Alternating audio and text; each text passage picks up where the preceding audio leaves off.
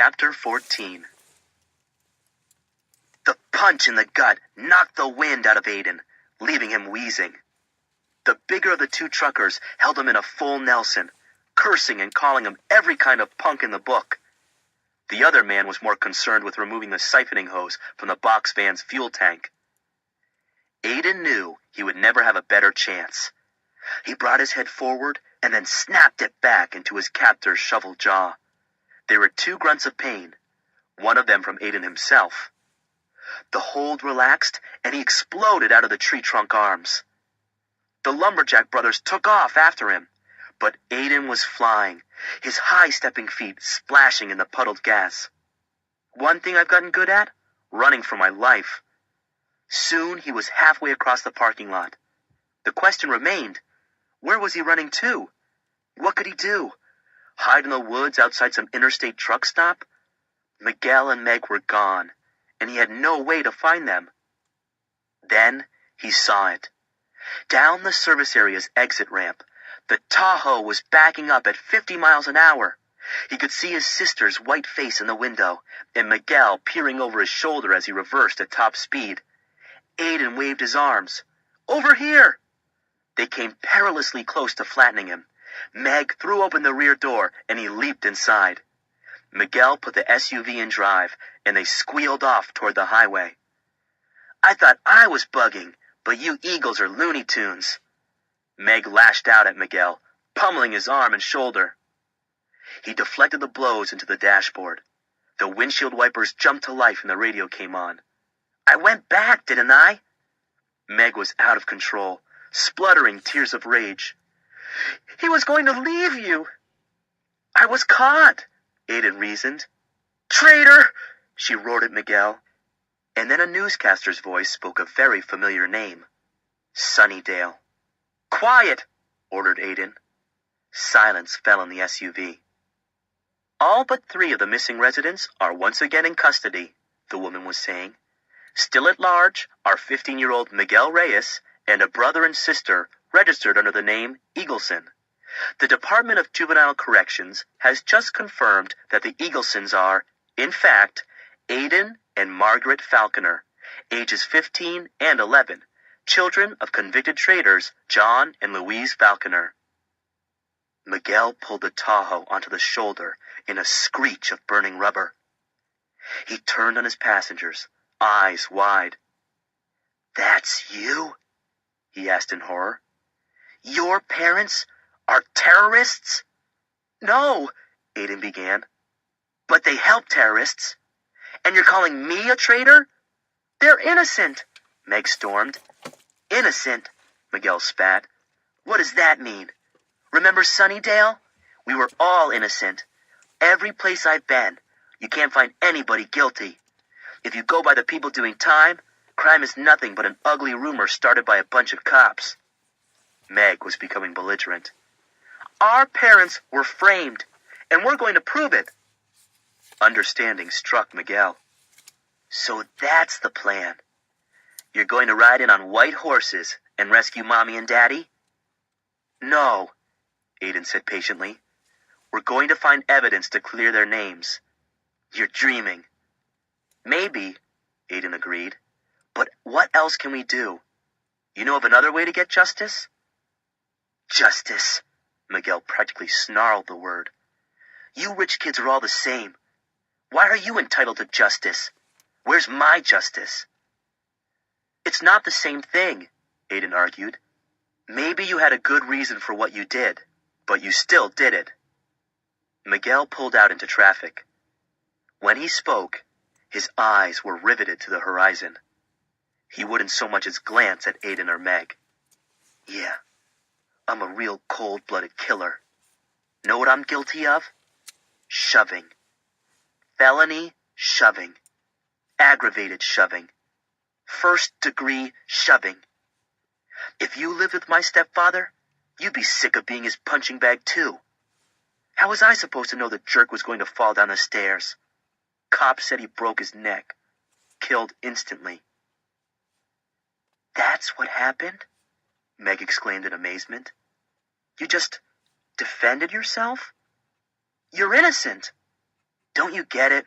Miguel asked bitterly. There's no innocent and guilty, just lucky and unlucky. Think my old lady's going to blow her savings on a lawyer for the kid who put her husband in the cemetery? Unlucky, same as your folks. Aiden was thunderstruck. Miguel, I don't know what to say.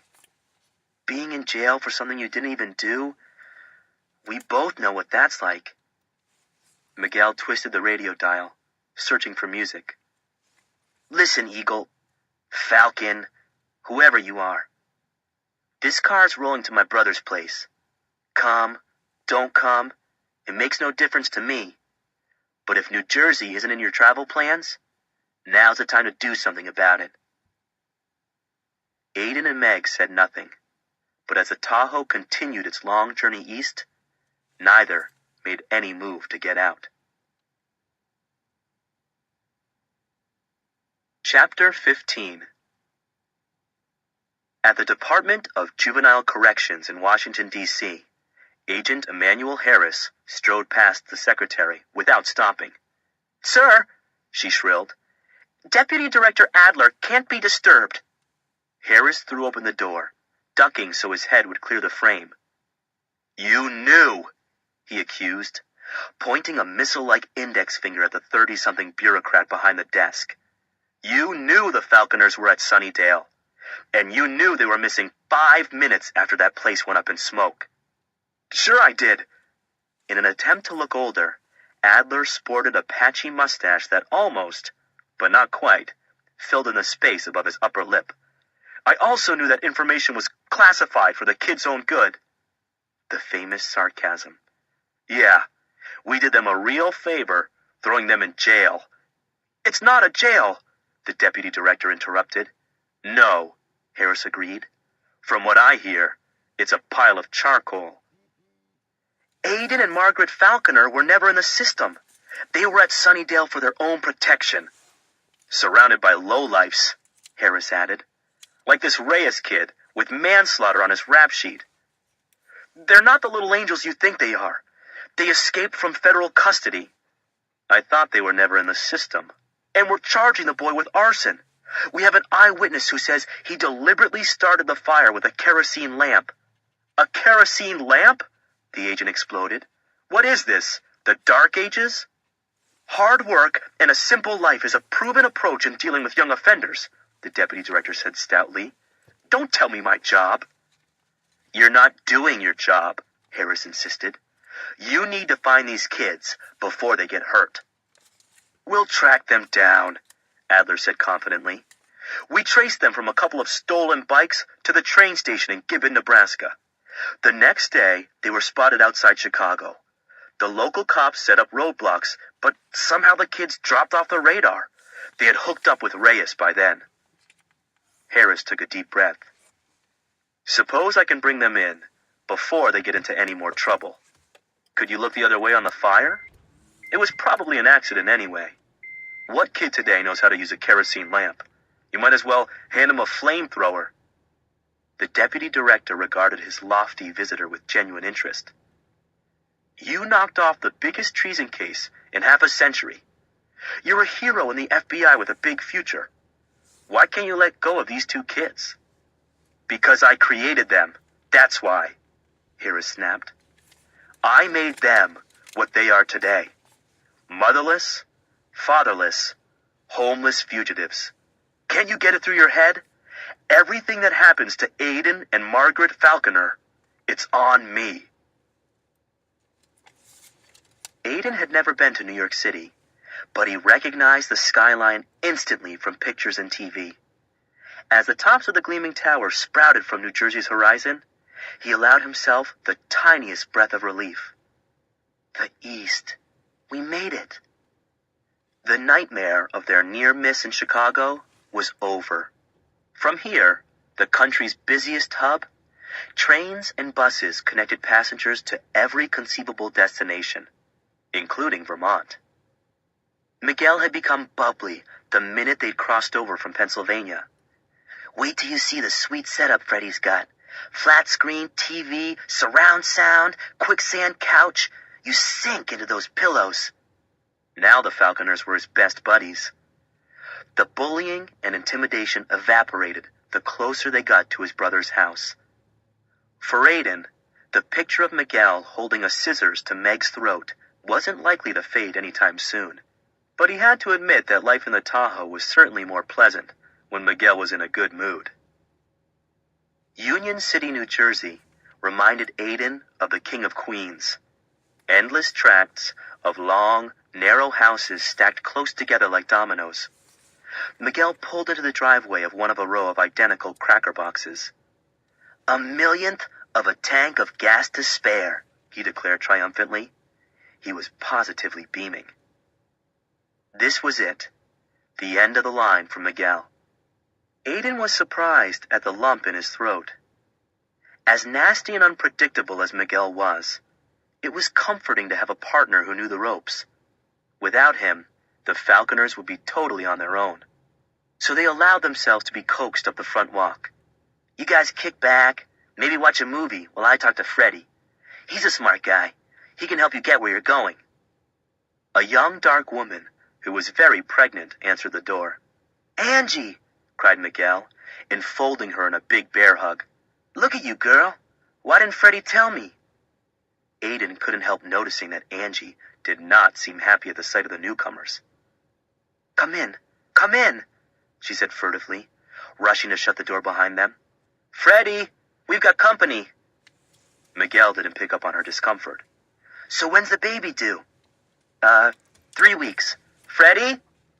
The house was small and shabby, with cracked plaster walls dividing the space into tiny rooms. At the end of the hall, Aiden could see an enormous TV screen, the subject of Miguel's endless bragging at Sunnydale. "You idiot!" Coming down the stairs was a man in his early 20s, an older version of Miguel on a sturdier, more muscular frame. Despite the similarities in appearance, their expressions could not have been more different. Freddie Reyes was an unhealthy shade of purple. "Are you crazy? Coming here? Bringing them?" Pointing at the Falconers. "Did anybody tell you who their parents are?" "They're my friends," Miguel said defensively. "You know how it is when you're with people on the inside." "Don't you think the cops would come to you when you went on the lam?" Freddie demanded. "They've been here 3 times already, and that's just when they've knocked on the door. Angie and me, we see them cruising by, keeping an eye on the place." Aiden felt his heart lurch. Any passing police officer would find a stolen SUV parked in plain sight on the driveway. "I'll move the car," Miguel promised. "Park it on another street. I'll be careful." "You'll be more than careful," Freddie thundered. "You'll be gone." "What are you talking about, Fred? You can't stay here, man. I'm still on parole. If they catch me with you, I'm back in the can. I can't risk that, not with a kid coming." The blow was so hard, so unexpected, that even Aiden felt the sting. For Miguel, coming to New Jersey to live with his brother had always been the pot of gold at the end of the rainbow. He had contemplated it, fantasized about it, obsessed over it, in custody, and on every mile of their long flight from Nebraska. And now, the dream was in ashes, just like the juvenile detention facility that had once held him. Miguel was shattered. "That's crazy, Freddie." He searched his brother's face for some sign of softening. There was none. "Well, what about Ma? Could I stay with her?" "Ma's on antidepressants, like she has been ever since you whacked her husband." "I swear, Miguel, you go over there and I'll beat your lousy head in. Leave us all alone. You're not part of this family anymore." "But," it was barely a whisper, "what am I going to do? I've got nowhere to go. No money." Freddie pulled a wad of cash out of his pocket, peeled off a couple of bills for himself, and pressed the rest into his brother's palm. "I wish it could be different, kid, but you gotta get lost. If anybody asks, you never saw me." Miguel stared blankly down at the bills in his hand. It would have been impossible to tell he was crying, if not for the trembling of his shoulders. One time at Sunnydale, Gary Donovan had smacked him with a planting spade, hard enough to open a 4-inch gash on his head. 60 stitches. Miguel never uttered a peep. Aiden remembered thinking that no amount of pain would ever get tears out of this guy. I was wrong. Miguel might have stood rooted to the spot forever if Meg hadn't taken his arm and led him out of the house. He followed meekly, without protest. Aiden brought up the rear, but at the door, he turned angry eyes on the elder Reyes. It was stupid, he knew. He always criticized Meg for speaking up out of pure brash emotion, when no good could possibly come of it. But this had to be said. Ever heard of self-defense? He challenged. Big family man. Why didn't you get a decent lawyer for your own brother? Better yet, why didn't you keep your stepfather off him before it came to that? Freddie's eyes bulged. I should turn you in right now. But Aiden was already on the cement path back to the car. Miguel slumped in the Tahoe's passenger seat, his head lolling against its rest. He reminded Aiden of an old Far Side cartoon of a boneless chicken ranch, with formless poultry flopping limply around a farmyard. But there's nothing funny about Miguel's life right now. Meg was trying to urge him behind the wheel. We've got to get out of here. You heard Freddie. The cops could come around any minute. I got nowhere to go, mumbled Miguel. Back into the system. That's as good a place as anywhere else. Aiden would not have believed he'd ever be capable of such sympathy toward the bully who had once made a career of tormenting him. Yet he recognized Miguel's despair almost instantly. It was the combination of misery and hopelessness Aiden and Meg had felt during the trial, in the foster homes, and at Sunnydale. He knew from bitter experience that nothing he could do would cheer Miguel up. The best he could hope for was to show the boy he wasn't completely alone. There's a lake house in Colchester, Vermont, he said slowly. Our old summer cottage. We think there might be a clue there, a picture of a guy who can prove our parents are innocent. It felt good to say it out loud, almost as if discussing it made it real, not just a distant memory of a 6-year-old. What's your point, Falcon? Miguel groaned. It's been a rough day. Meg supplied the answer. Are you up for a road trip? Chapter 16. Aiden Falconer had never driven a car in his life. Now, he had no choice. Miguel was utterly defeated and deflated. Once the terror of kids who were terror themselves, he now couldn't muster the will to haul himself out of the Tahoe's passenger seat. So Aiden took over the wheel. He had no license, of course. He was only 15. But that was minor compared with the stack of crimes he and Meg had committed so far. Even that seemed small in the face of their larger mission. Vermont was just a few hundred miles away. Vermont, Colchester, the house on the lake, and the secret hiding place. He backed out of the driveway with agonizing slowness, still managing to knock over a garbage can. A half-mile down the street, he pulled into an abandoned strip mall. There, he drove the huge SUV in circles, building his confidence and skill. Before getting on the turnpike, they stopped for gas. Aiden couldn't believe how easy this was when you had actual money to pay for it. Miguel still hadn't moved from the seat, but he had no problem buying their fuel. Take it all, he mumbled, tossing wadded-up bills at Aiden. I don't want anything from Freddie. While Aiden watched the attendant fill the tank, Meg invested in a road map at the mini-mart. They found Colchester near the top of Vermont, about 350 miles away. 6 hours drive, Meg estimated, if you don't wrap us around a telephone pole. Or get pulled over, Aiden added nervously. It took them almost 9. Aiden missed a couple of exits, and his inexperience made it difficult to navigate back to the right road. A steady soaking rain began to fall, slowing them down further. It was night by the time they reached the outskirts of Colchester. A 7-Eleven served as their pit stop for hot dogs and directions. A simple left toward the eastern shore of Lake Champlain. It was too dark to begin the search for the vacation house, so they pulled into a cheap motel for the night. The desk clerk regarded Meg suspiciously. "I'll need your dad to come in and sign for the key." "Oh, that's okay," she told him. "He gave me the money." The old man shook his head. "State law. Gotta be 18 to check into a hotel, dear." Meg thought fast. "Okay, but if the baby wakes up, Dad's going to be mad. She's been crying since Yonkers, and we finally got her to sleep." The clerk peered out the window at the Tahoe, which was being buffeted by sheets of blowing rain. He took a key from the drawer and placed it on the counter in front of Meg. "Room 22, he said kindly. "There's a canopy by the soda machine, so the baby won't get wet." "Thanks, mister." Meg's big mouth had never let her down. She hoped Aiden's memory was just as reliable. The rain continued all night, playing a soft but persistent drum roll on the roof of the Olympia Motel. It did nothing to disturb the exhausted fugitives.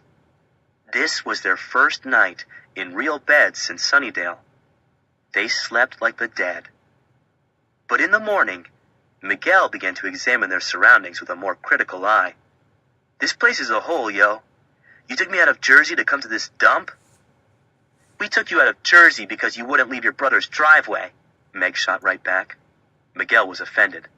"I was just chilling. I don't need help from anybody, least of all some girl." He had been gradually coming alive in the course of yesterday's drive. Now, he was back to his old self. Meg liked him better sullen and silent. There was little chance of that now. "Vermont, huh? I'm not impressed. Let's see if there's any action around." He was about to throw open the tattered curtains when he jumped back, cursing. "What's wrong?" asked Aiden. "Cops. And they're... oh man, not good." Aiden and Meg peered out the streaming glass.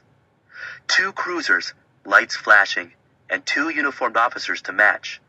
There was no question about it. They were heading toward... "The car!" groaned Meg. "Can they tell it's stolen?" "They can if the McKinnons came home from Disney World," Aiden reasoned. Miguel paced the small room like a caged tiger. "We gotta get out of here." Meg felt the panic rising inside her. No escape through the front door. Then she saw it. The bathroom! A narrow window led to the alley behind the motel. Aiden got there first. He leaped onto the toilet seat, flipped the latch, and pushed. Stuck! Over the years, dozens of sloppy paint jobs had sealed the frame shut. Aiden pulled out the keys to the Tahoe and began to chisel at the layers of enamel. "Hurry!" Meg urged tensely. One of the cops was on his way to the office. "In a minute, he'll know exactly where we are." Aiden and Miguel grabbed the handle and pulled with all their strength. And then the first cop was jogging back toward them. Meg heard him call to his partner, 22! "Guys!" There was a crack as the window jerked open. Miguel climbed onto the toilet tank and wiggled through the opening. "Meg!" Aiden cried. She didn't wait for an engraved invitation. She bolted into the bathroom a split second before the cops entered with their passkey. "Police! Freeze!" But Meg wouldn't have stopped for a stampede of elephants. Aiden practically threw her out the window into the rain. She hit the ground, reached up, and pulled him through. He landed right on top of her. She felt her ankle twist, a stab of fire as the 2 of them went down. No time for pain. Not now. And then the first officer was glaring at her through the glass. "Run!" she yelled, hauling Aiden to his feet. They sprinted after Miguel, who was already halfway to the woods. A quick glance over her shoulder. "Where are the cops?" "Look!" Aiden pointed. The 2 officers were rounding the corner of the building in hot pursuit. The Falconers blasted into the trees, pounding blindly through mud and wet underbrush. Bracken and low branches scratched at their faces and bodies, but they blundered on, not daring to slow down. A cry of shock rang out somewhere in front of them. "Miguel?" Aiden panted. Meg looked around desperately. There was nothing but trees and brush, in the rapid rustling of their own frenzied movements. And then, the forest floor disappeared beneath them. She heard another scream, her own. The next thing Meg knew, she was flat on her back, hurtling down a steep bluff toward the lakefront. 36 hours of steady rain had converted the slope into a black diamond ski hill, coated with slick muck instead of snow. She called to Aiden, just a few feet away, but no sound came out. Her words were sucked right back inside her, along with her breath, as she plunged ahead. She could see Miguel ahead of them, a slime-covered rocket sled, racing wildly out of control. Frantically, she tried to dig her arms into the grade to slow her descent. Instead, she accelerated. The tickly sensation of freefall, that roller coaster feeling, took hold in her stomach. But a roller coaster is a controlled drop. Who knows what's at the bottom of this slide? Rocks? A barbed wire fence? A brick wall? Determinedly, she kicked a sneaker deep into the mud. All at once, her momentum halted. The world twisted violently, and she bounced, head over heels, her slide now a roll. Lake Champlain became a spinning blur, and she lost all sense of where she was. She cried, "Help!" Or maybe it was just her mind screaming as she tumbled toward what? Suddenly, it was all over. She was sprawled across the broken line of a paved road, with a big pickup truck coming right at me. 2 sets of hands grabbed her wrists and yanked her up and out of the way, just before the pickup roared past. "You okay?" Aiden gasped, his face white behind a layer of sludge. She nodded, gasping for breath. "Where are the cops?" "We gotta disappear." Miguel scouted the area. They were right at the shore, a small neighborhood of docks and beach cottages. "This way." The Falconers had no choice but to follow. Surely the officers would be here soon, or their colleagues would, answering a radio call to be on the lookout for 3 dazed and filthy kids. Moving like a cat, Miguel led them to a small marina by the ferry pier. Without hesitation, he burrowed under the tarpaulin that covered the open stern of a sailboat. He lifted the sheeting, beckoning Aiden and Meg to join him. The hatch was unlocked, and the 3 fugitives scrambled into the cramped cabin. They were quite a sight, wild-eyed from the chase and caked with mud. "But we're safe," thought Meg. "For now, anyway." Aiden looked haunted. I think I saw it," he rasped, struggling to catch his breath. "No, I'm sure of it." "Saw what?"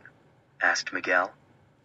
"The house, just past the ferry terminal, on the lakeside." He clasped his sister's hands, dribbling wet muck on the deck. "We made it, Meg. We're here."